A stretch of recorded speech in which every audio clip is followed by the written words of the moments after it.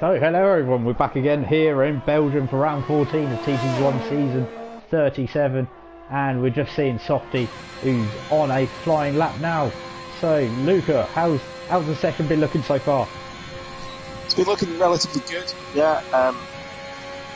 Just drivers have been getting slightly caught out by this difficult circuit, but we've seen the experienced drivers showing their true pace, and some seem to be holding it back a bit. I can't imagine Softy is 10th fastest around Belgium, judging by his last performance at the Hungaroring. So maybe he's just sandbagging a bit, maybe he's holding a little bit back, ready for a final quick fire at the end.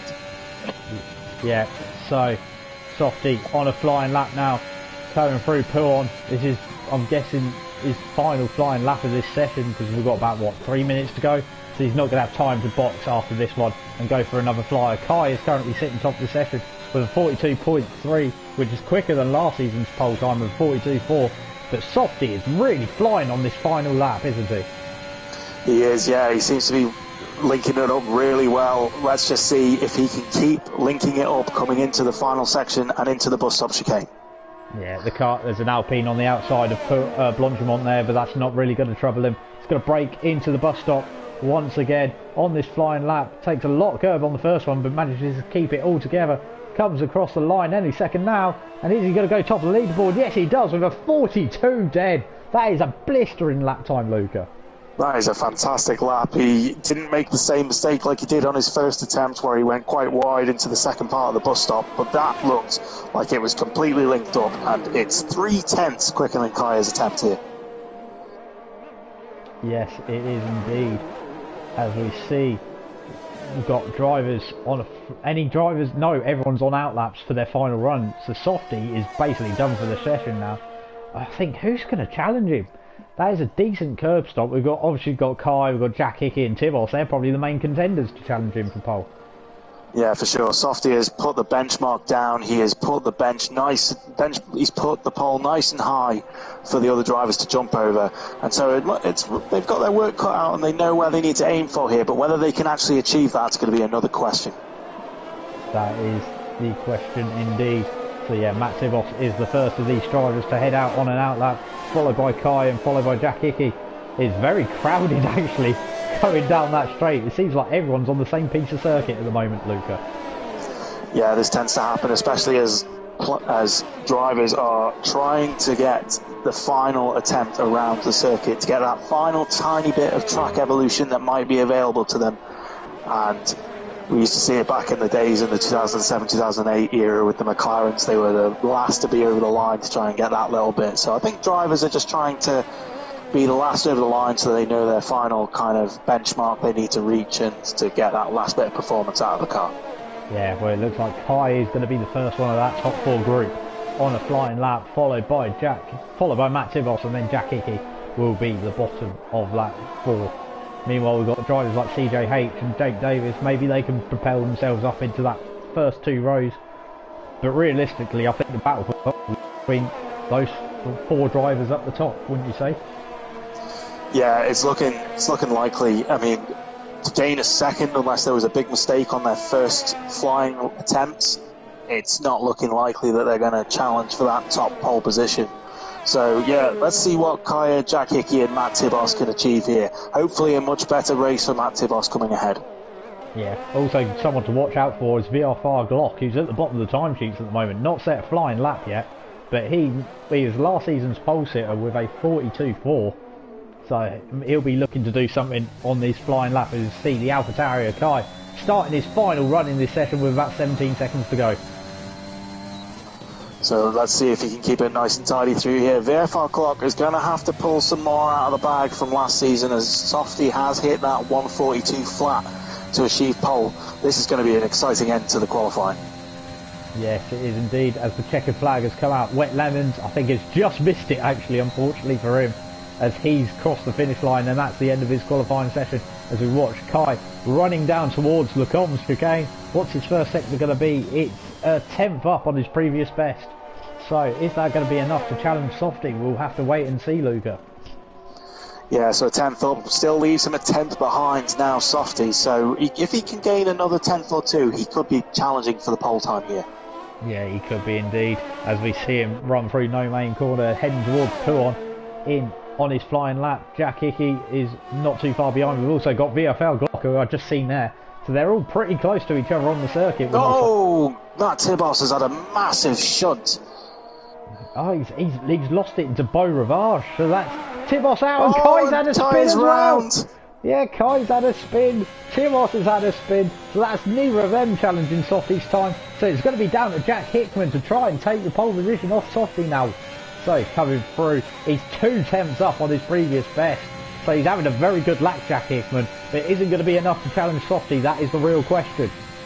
It is. If he can gain 2 tenths coming into the bus stop chicane here somehow, then that is going to be pole. It could even be second here, considering that Kaya was 3 tenths down. So I think, providing he doesn't make any mistakes here, he's got second in the bag. Yeah, meanwhile, I just had a look at Mr. VFR Glock, and he invalidated his lap time, so he's going to be starting at the back of the field. Meanwhile, Jack Hickman didn't make any positions. He went quicker, but didn't make any positions on that lap, so he will be starting P3. So Softy with his 70th pole in TGP1 now here. Unbelievable. The same. Jack Hickman is third on 299 gap, the same as Kaya. That must be utterly close for Kaya to edge that. Well, yeah, well, normally they go. We had, of course, Jerez 1997, where the top 3 in that qualifying session all set the exact same lap time, and Heinz Harold Frentzen got pole position because he was the one who set the lap time first. So that's probably what's happened in that case. So Kai gets a front row start just by virtue of having done his lap time earlier in the session. So Softy on pole, Kai second, Jack Hickman in third, and Dan the Man rounds out row number 4.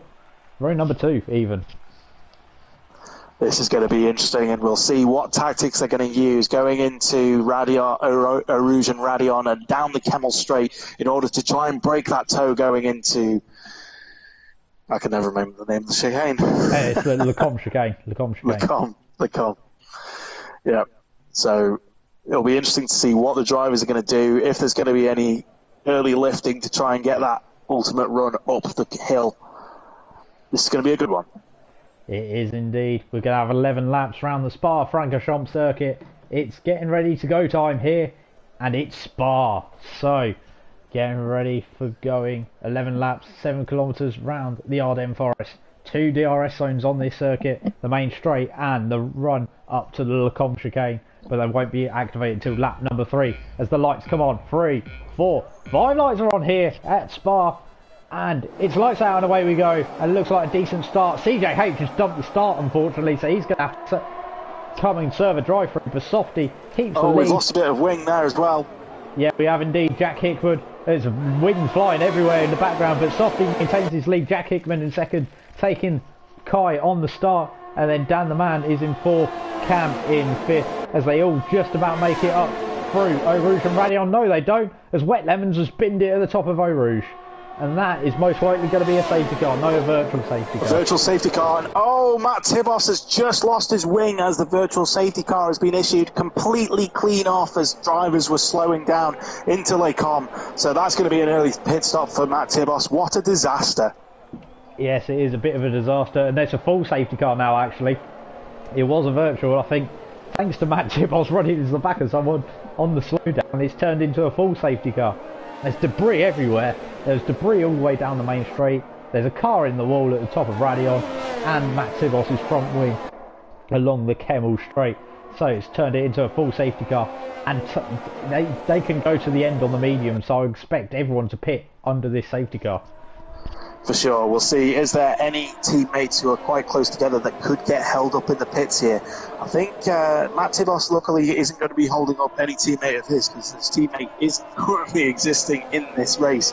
So no worries there for the Mercedes with him having to change his front wing. Yeah, it is. But I think the big losers from this are Phil and Glock, who both started on the medium tyres, are going to have to go onto the soft tyres. But tyre wear's not a huge issue, so that might actually benefit them going onto those soft tyres. It might do. It's not going to be as easy as it would be switching from soft to mediums, that's for sure. But yeah, let's just see how this plays out. Only 10 laps, maybe 9 that they'd have to do under the safety car. Yeah, I'm expecting everyone filtering into the pit lane as expected. I'm expecting even the guys like Phil Bardwell and everyone. Yeah, oh, there's someone who stayed out. Ollie Hart has stayed out. Everyone else, literally the rest of the field has filtered into the pit lane, bar Ollie Hart, so he's going to be the leader of this race. Not entirely sure that's the right call though. I wouldn't say so, no. It seems to be he's making a gamble, hoping for something to happen, but I just can't see it happening personally. Medium tyres would have been the best call here for Ollie, even if it was going to get slightly held up by his teammate in the pits, which I think he was in front of anyway. He was in front of his teammate anyway, so it wouldn't have made a difference. Interesting strategy call, but we'll see how this all pans out. So looking at the biggest losers and the biggest winners so far in the race, VFR Glock up 5 places. Obviously Ollie Hart 14 because he hasn't pitted, but up 5 places for VFR Glock, and CJH down 5 places unfortunately, with Court also losing 4 places from the start too. So they're your biggest winners and losers. Yeah, they are indeed. Ollie Hart having a massive gain, but is the only driver not to have stopped yet. Even CJH with his drive-throughs coming to the pits and decided to bolt on a new set of tyres. It'll be interesting to see how Phil Bardwell and Glock get on after they've switched onto the soft tyres. Are those tyres going to last, what, the 9 laps probably they need to get to the end of this Grand Prix? It'll be an interesting one. Obviously everybody else on the mediums, they can push harder for longer, but yeah, it'll just be interesting to see if we're going to see a repeat of what happened in the Hungaroring ring with the softs having that mega gain and then starting to lose performance towards the end of the race. But if they can create enough of a gap, I think they could be safe, but they have to put in the legwork to start off with from the safety car restart. Yes, they will. It'll be interesting to see where the safety car comes in this time round. I don't think there's any reason for it to stay out another lap, to be honest, but we'll have to wait and see as they come across the end of the sector 2 line is where we find out whether it's coming in or not. No, it's going to be another lap under the safety car here at the Spa circuit. So it's a bit surprising that, to be honest. It's a long old lap, so surely the Belgian marshals could have cleaned up what was needed to in the space of everyone coming in there. They could have done. There could be another safety issue that we haven't seen yet, but there was a lot of debris on that back straight, Owen. I can't imagine it was easy to clean up, so I don't know who the exact race director is this weekend, but obviously putting safety first. Yeah, well, definitely putting safety first indeed. Of course, you don't want to have a blowout running down the back straight, the Kemmel straight. That could end quite badly for a driver if they get a blowout, especially a rear one along that straight. That could be disastrous. But we're going to have another lap under the safety car here. And we've got Ollie Hart leading, Softy in second, Jack Hickey in third. We've got Kai in fourth, and Dan the Man rounding out the top 5. Yeah, always causes drama on the first lap, Belgium. It's a spectator's circuit for sure when it comes to that kind of thing. And it'll be interesting to see how this safety car restart is performed by Ollie.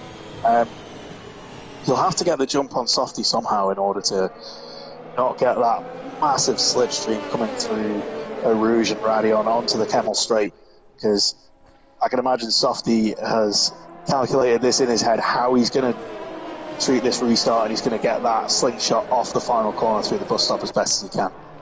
Yeah, that would be what he'd be thinking about. Ollie Hart, I'm guessing, might be just trying to, maybe hoping for another safety car. That's the only strategy call I can think of, hope for another safety car. But he's on the soft tyres anyway, so he'll have to bolt on the mediums. So it's just a bit of a strange call from the McLaren team there. Bit of a strange call. It sounds like a major miscalculation in the strategy from the McLaren team this time round. Maybe they were concentrating on CJH's strategy with the drive-through that he has to serve and how they were going to do that. But that's all that Ollie Hart can hope for now, is another safety car, getting onto mediums, having some fresher mediums in order to attack.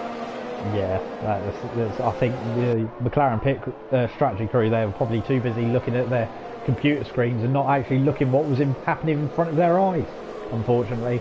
And it's cost them dearly, as Ollie Hart is kind of been hung out to dry. But hopefully we'll get underway this time round, and it'll be 8 laps of racing here at Spa to continue on this Grand Prix.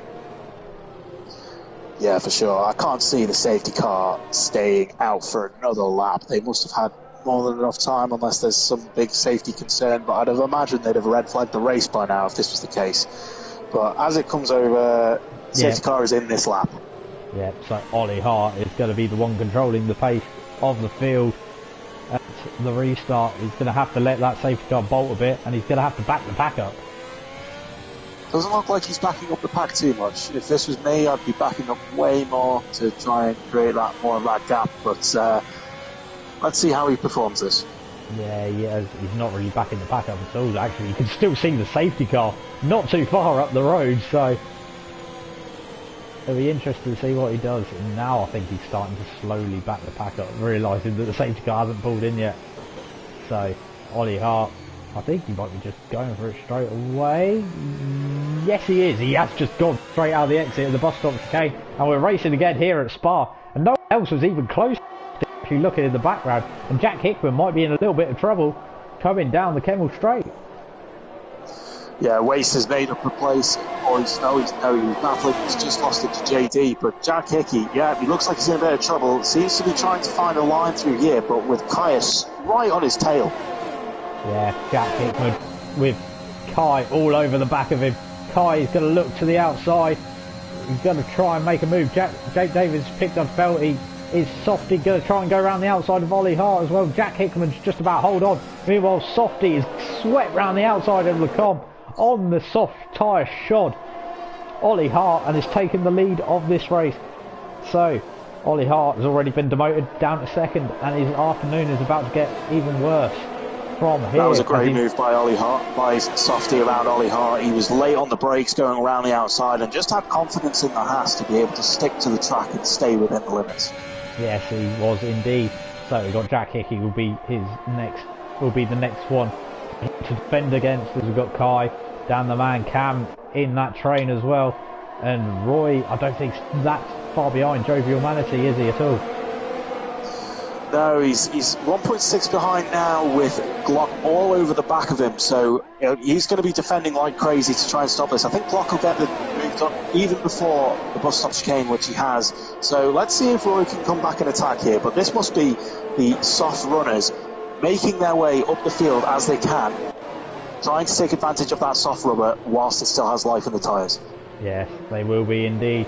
So right on board with Kai. Ollie Hart's peeled into the pit lane, so bit of a strange strategy call from Ollie Hart there, as Glock has set the fastest lap of the race, and there's CJH going to be coming in for his driver as well this lap, I think so, looking at the track map. Yes, he has. So that's both the McLarens at the back of the field now.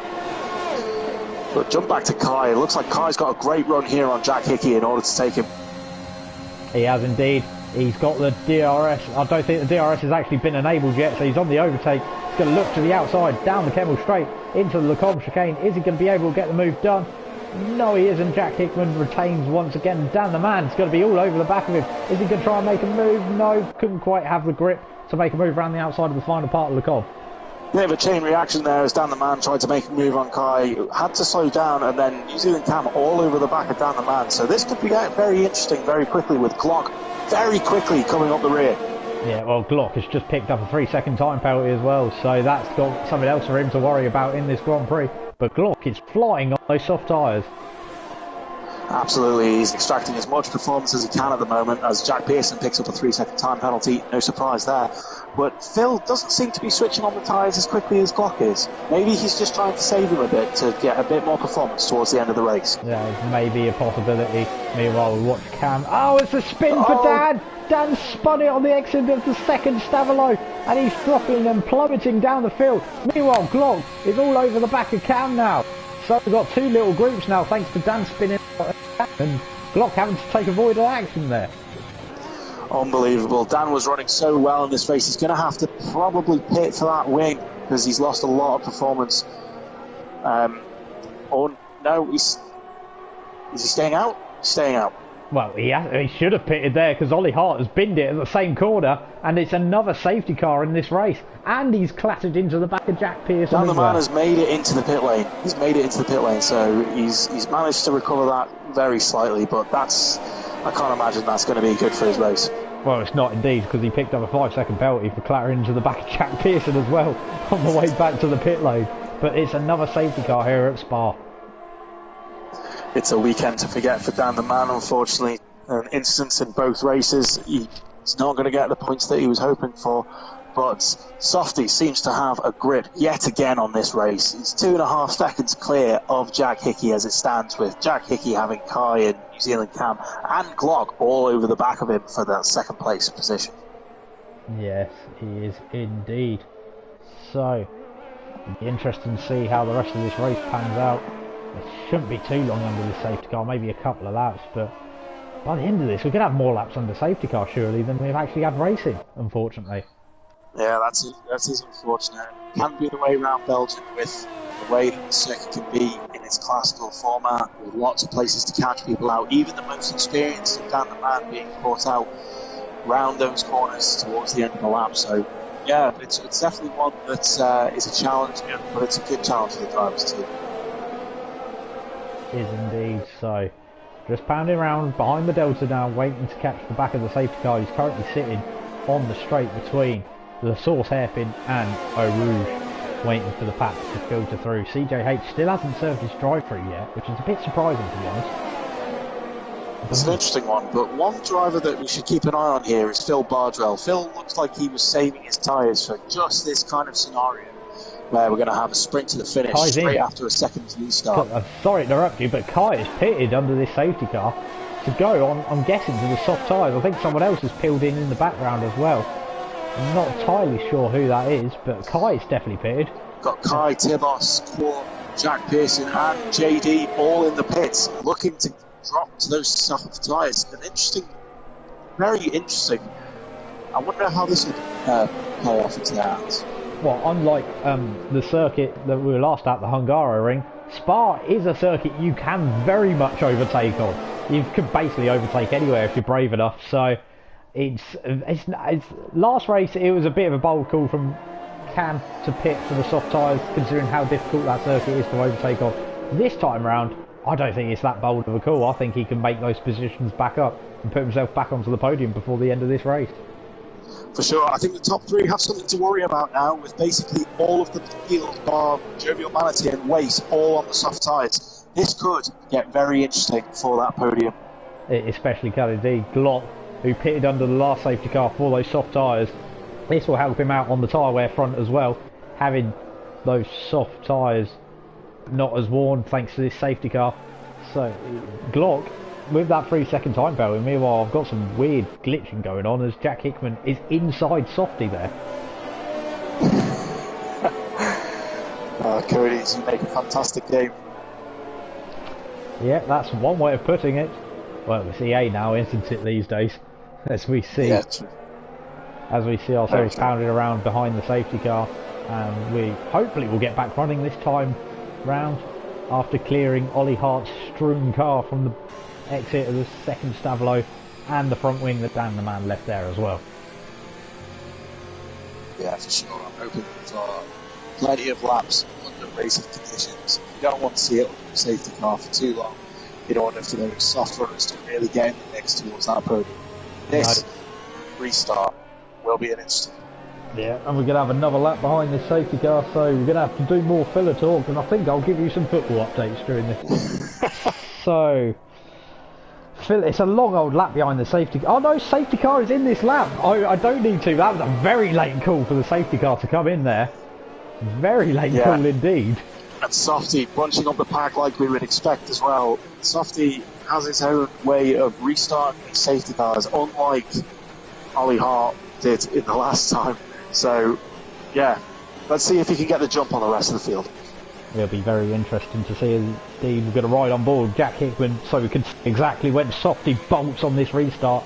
And is he bolted into the bus stop chicane?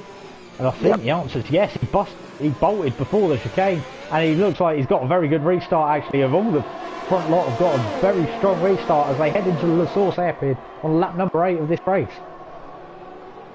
Seems to be Kai has made up place on Wace, and Wace is fighting back, but This could be interesting going into Radion here. But it looks like that all of the top 5 have got a decent gap between them, and not too many challenges going into La Source to see towards the end of the lap. Well, the main challenge looking at the moment is actually Phil Bardwell all over the back of Glock. It's soft tyre versus soft tyre, but Phil not going to be able to move. And the top 5 are kind of bolted away from everyone else. Yeah, as I said, Phil's probably been saving the life in those tyres compared to what Glock was doing and planning just for this scenario. So Phil Bardwell definitely one to watch here. But yeah, it looks like the medium tyre runners are starting to drop down.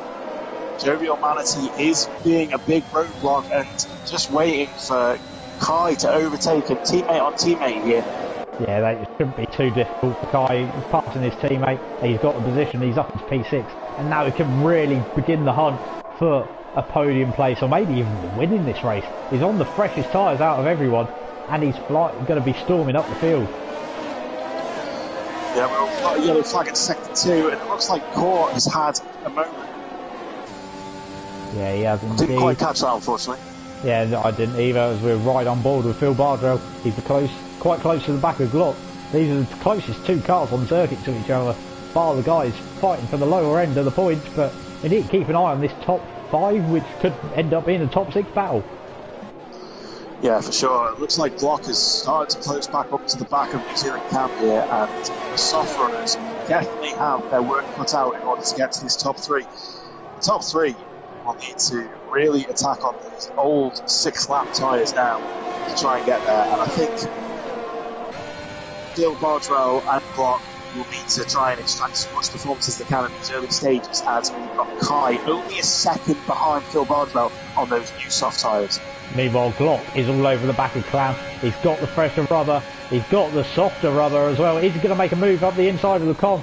He's gone for the move. He's going to push Cam slightly wide, and he's spun on the curb. Oh, and Phil Bardwell it's a chain reaction. Phil Bardwell's lost his wing. Dear. Tibos has lost his wing as well. Oh, it's a huge stack up at the top of the com. Tibos is out of the race. There's a yellow flag, and Kai, after all of that, is just far enough back, and he's snuck back up onto the podium. That was a messy one. It was just a chain reaction, as it gets quite tight when somebody spins there, and there was nothing much the drivers behind could do, unfortunately. But it has made this race even more interesting than I can imagine. Jovial Manatee in 4th place. Kai on the podium now, 2.5 seconds behind Jack Hickey. Can he close that gap with JD? He's picked up a time penalty, but he is right on the back of Dan the Man. Yeah, the battle for 4th is where the battle is truly at now, after that calamitous Lecombe for Glock spinning on the inside curb and causing the chain reaction accident.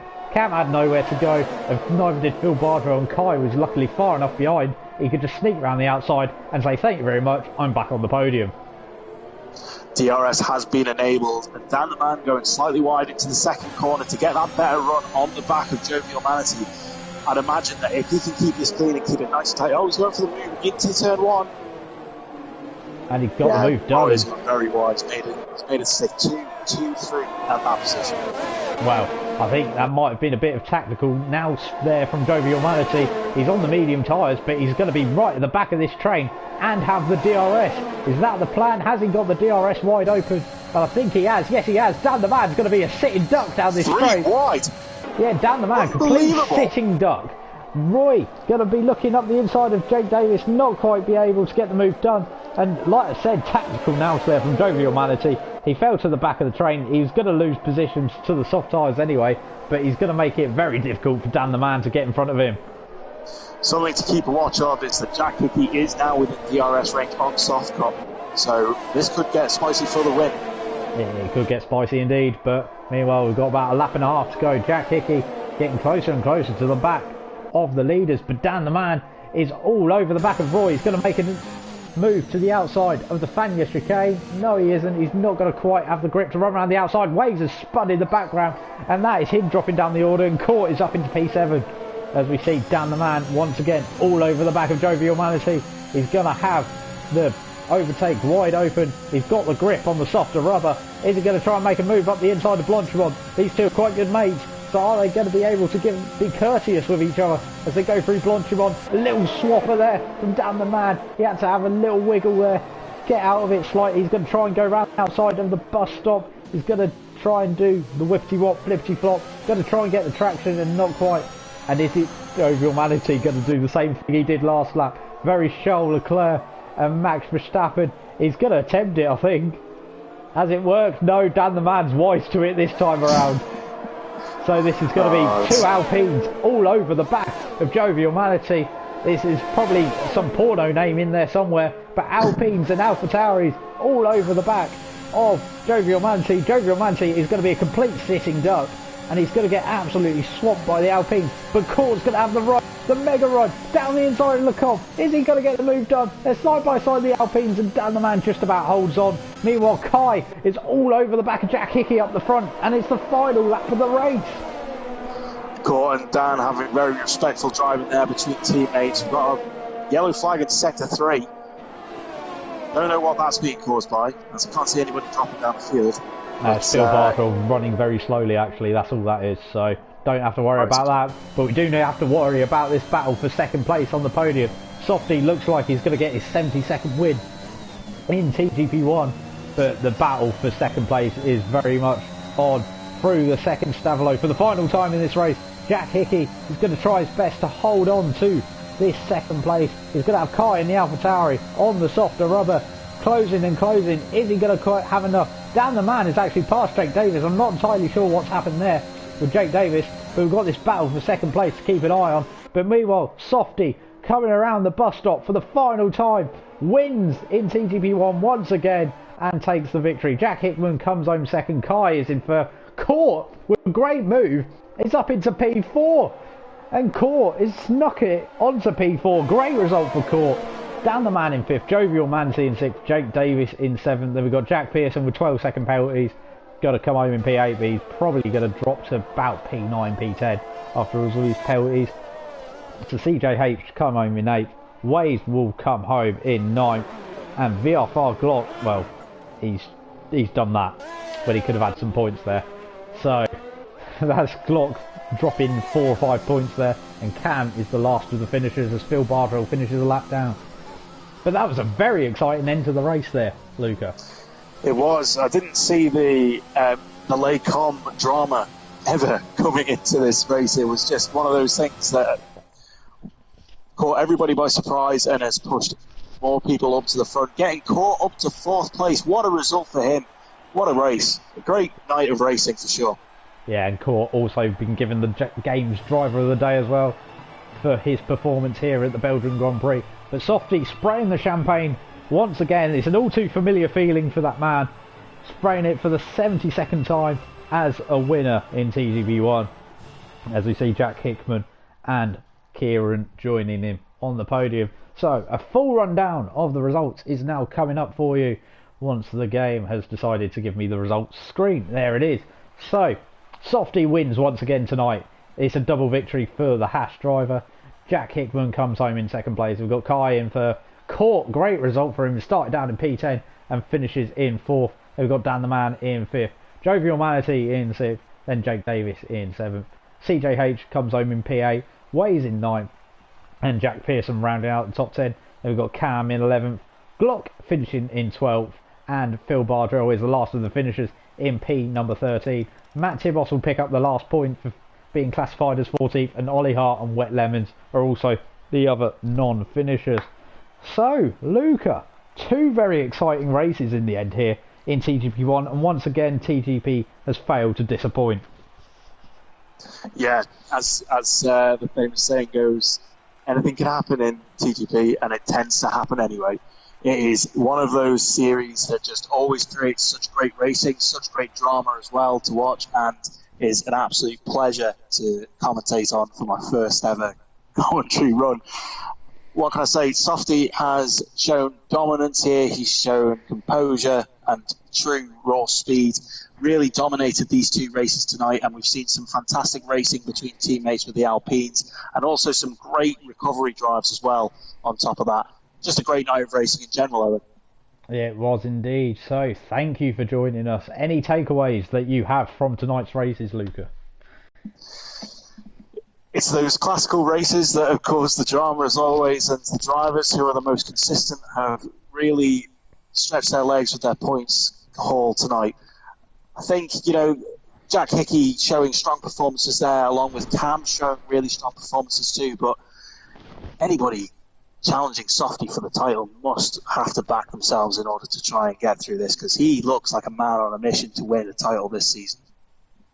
Right, so that was it. 2 exciting races again in TGP1, and we have got Saudi Arabia and Italy for you to look forward to next week. But thank you for watching TGP1 Season 37's rounds 13 and 14 from the Hungaroring in Hungary and the Spa circuit in Belgium.